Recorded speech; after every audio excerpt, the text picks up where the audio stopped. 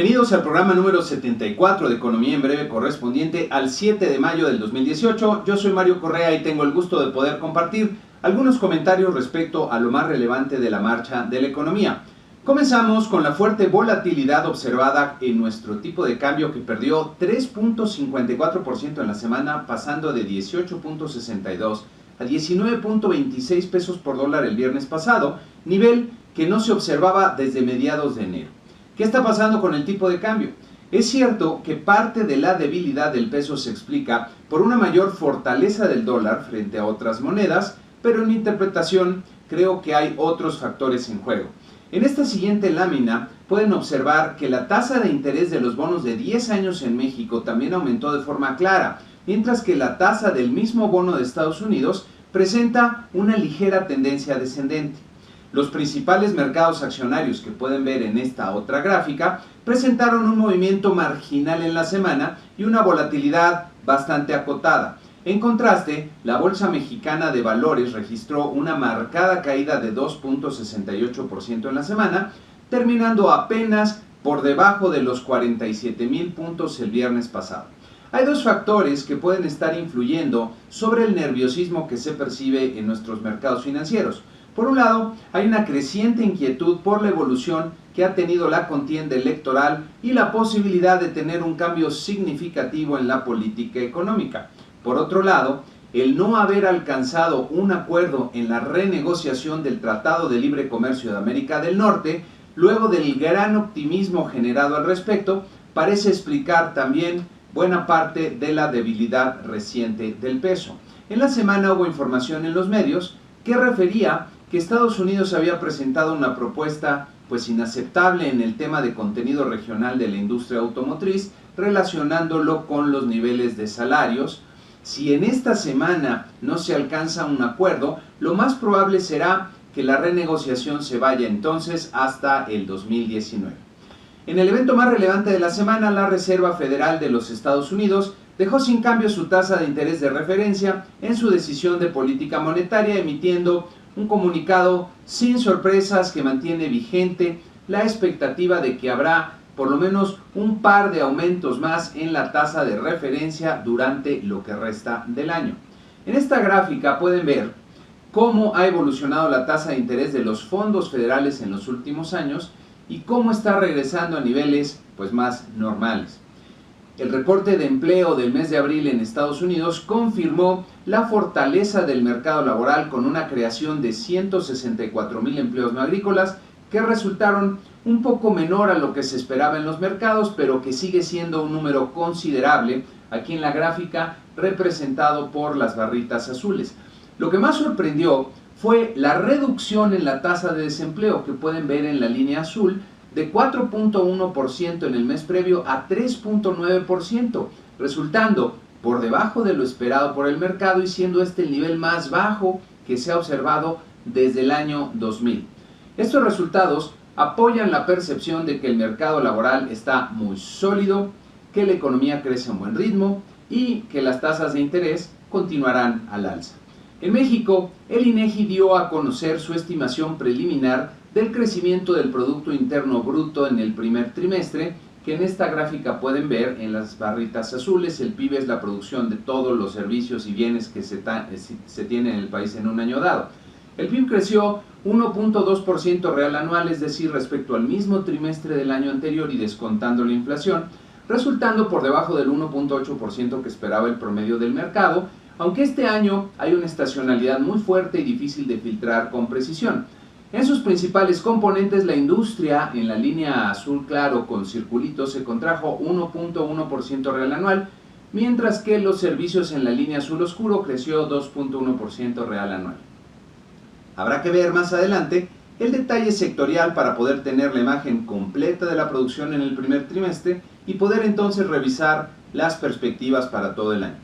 Banco de México dio a conocer los resultados de la encuesta de expectativas de los analistas del sector privado en el mes de abril, que pueden ver en este cuadro resumen. Los cambios fueron de marginales a modestos, pero destaca sobre todo la revisión a la baja en las expectativas de inflación general y subyacente, tanto para este año como para el que sigue, lo que refleja una desaceleración más rápida a la esperada en la inflación de los últimos meses. Buenas noticias. Llama la atención que la inflación general esperada para el presente año ya se ubica por debajo del 4%, que es el límite superior del rango en torno al objetivo de inflación del Banco Central. En cuanto a los factores que podrían afectar negativamente la marcha de la economía, destacan ahora temas internos, la incertidumbre política interna en primer lugar y los problemas de inseguridad pública en segundo.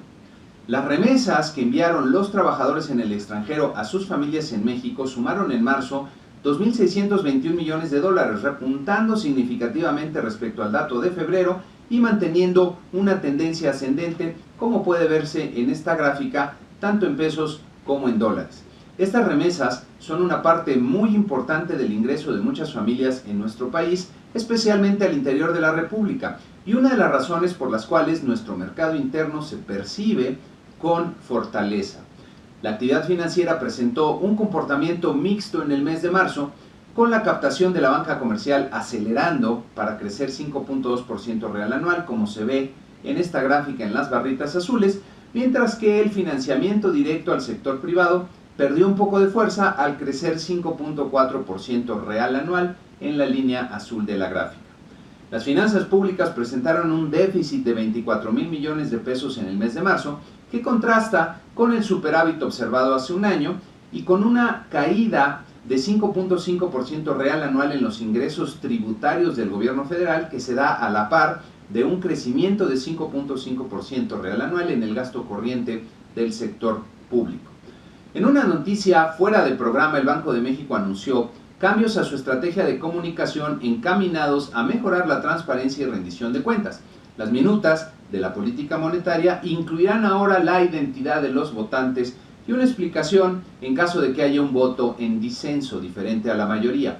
Las transcripciones de las juntas de política monetaria se publicarán 3 años después de la reunión correspondiente. Se emitirá el comunicado de la decisión de política monetaria tanto en español como en inglés y se subirán a la página del banco todos los discursos y presentaciones de los miembros de la Junta de Gobierno. Bien por Banco de México. En la semana se realizó el foro, por cierto, True Economic Talks, o verdaderas pláticas económicas, al que tuve el privilegio de asistir y en el que se contó con la participación de expositores de clase mundial para hablar de los aciertos y fracasos en la política económica de algunos países. Pude escuchar con atención las presentaciones de Jung Tae-hyun, expresidente del Instituto de Corea para la Política Económica Internacional, que mostró cómo Corea del Sur logró más que duplicar el ingreso promedio de sus habitantes, manteniendo una política macroeconómica disciplinada en combinación con una mayor orientación hacia las exportaciones y el comercio internacional. Acto seguido, Alfonso Prat Gay, quien fuera gobernador del Banco Central y ministro de Hacienda y Finanzas Públicas de Argentina, comentó los esfuerzos del presidente Macri para atender el desorden que dejó el periodo populista de los Kirchner en Argentina.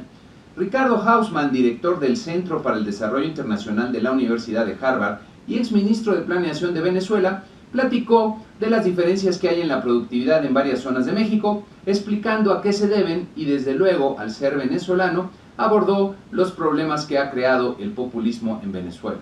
Posteriormente hubo otros segmentos del evento a los que ya no pude asistir, pero que supe fueron excelentes. Y más adelante tuve el privilegio de asistir a una cena con los señores Hyun y Prat Gay, donde hubo un intercambio de conocimiento muy valioso.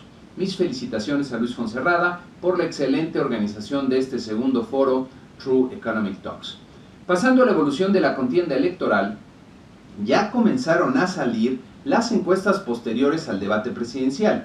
En esta página pueden ver la encuesta de parametría que muestra un incremento marginal en la intención de voto por López Obrador, un repunte de 5 puntos en la intención de voto por Ricardo Anaya, una baja marginal en la intención de voto por José Antonio Meade, una caída de 6 puntos en la intención de voto por Margarita Zavala y ningún cambio en la baja intención de voto para el Bronco.